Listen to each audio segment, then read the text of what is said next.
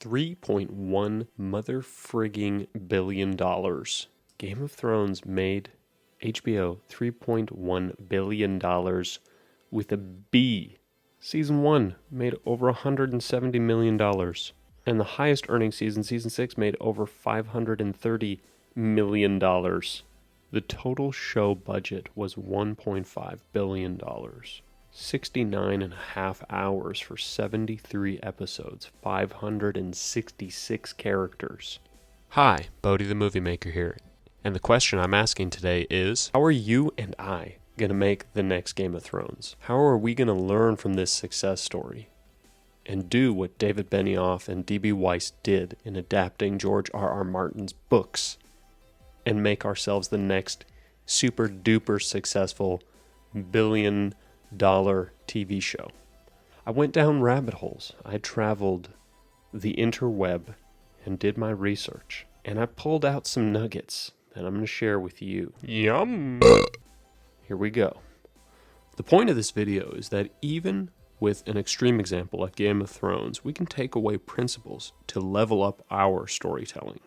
This video will break down how David Benioff and D.B. Weiss, affectionately known as D&D, who reportedly also played Dungeons & Dragons, so yeah, D&D, how they adapted George R.R. Martin's series of fantasy novels, Lord of the Rings, Fire and Ice, A Song of Ice and Fire, into one of the most successful TV shows of all time. In this video, I'll share with you the main principles that I've taken away from my research that D&D used to adapt the novels of GRRM, which contributed to GOT's success, so you can use them in your storytelling and become the next mega successful storyteller. And, hire me, okay? Going back in time for some context. George R.R. Martin started out as a TV writer for Twilight Zone and Beauty and the Beast.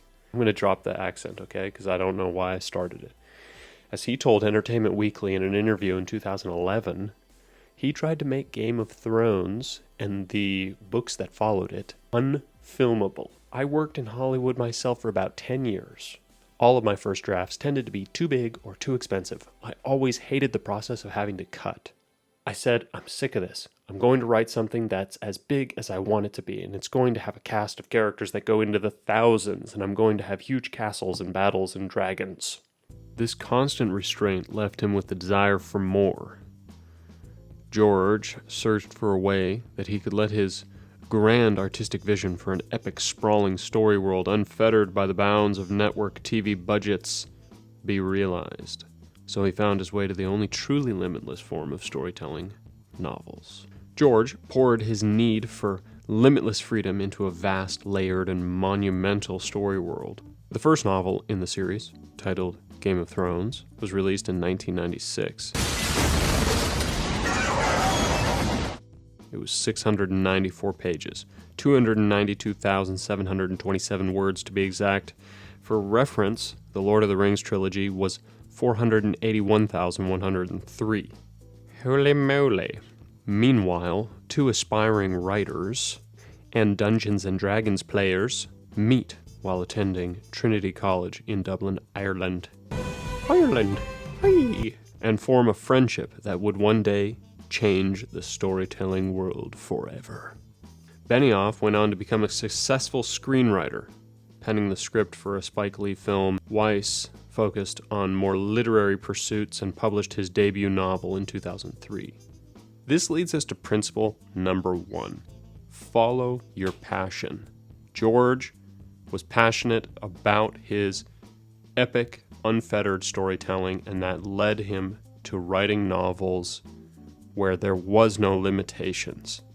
D&D were passionate about fantasy, thus playing Dungeons & Dragons, which led them to pick up Game of Thrones in the first place, and made them uniquely prepared to be the ones who could adapt it. The two of them discovered Game of Thrones and began thinking about how they could possibly adapt it for the screen.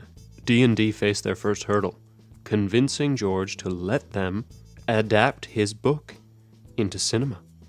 Legend has it he only gave them permission after quizzing them to make sure that they were pure of heart and had a comprehensive knowledge of the story world.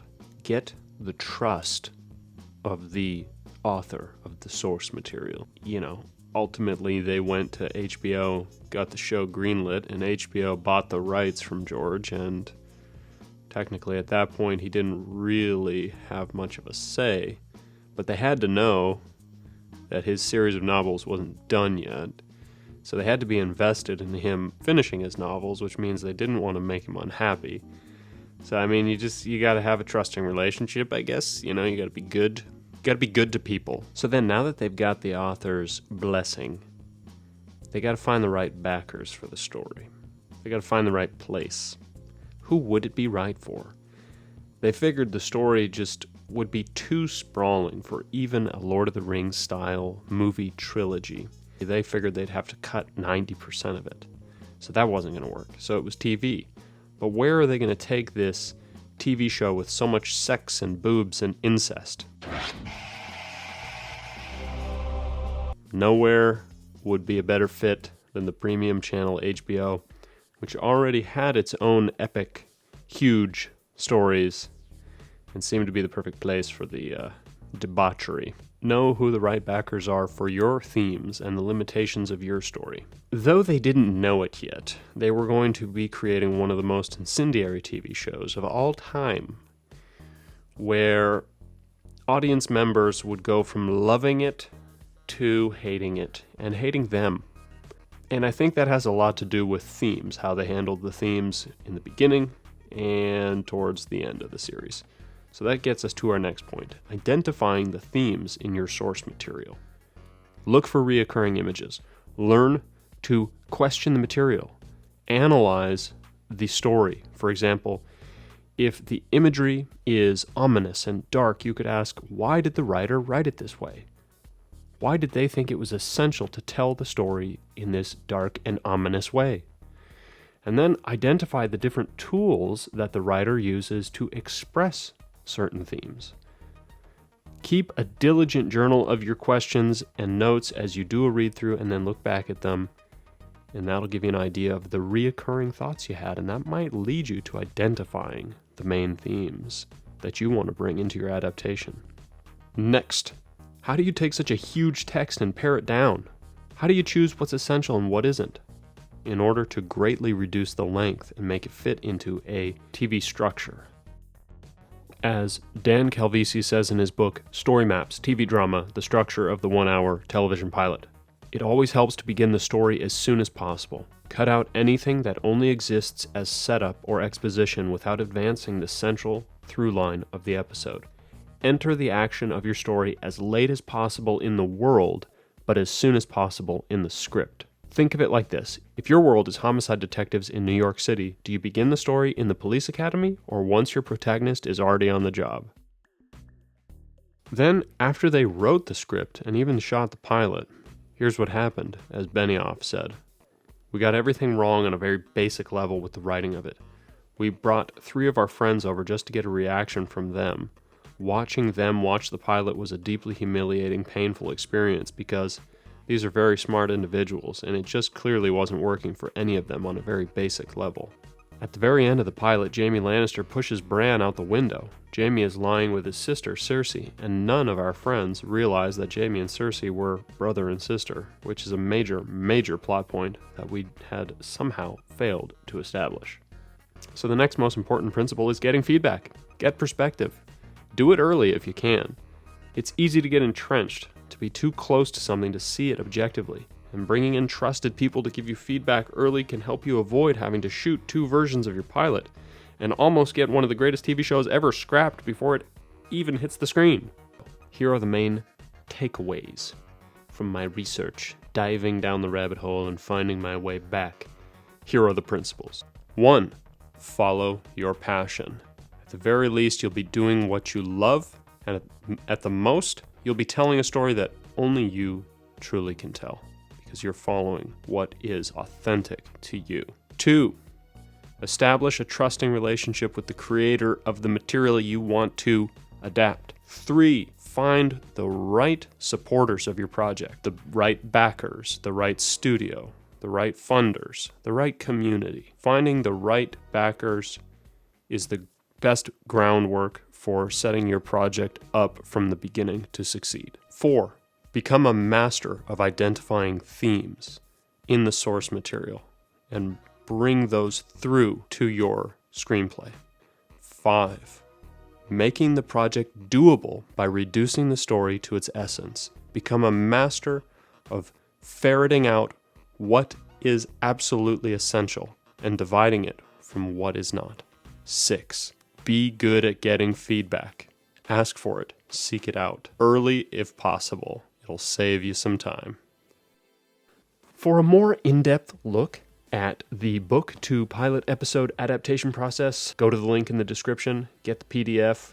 It details how I adapted 2 books into 2 pilot episode screenplays and got one of them selected for the world's largest TV festival. And it outlines my research with Pamela Cedarquist, writer from Netflix's Mindhunter, and Dan Calvisi's book on writing pilot episode screenplays.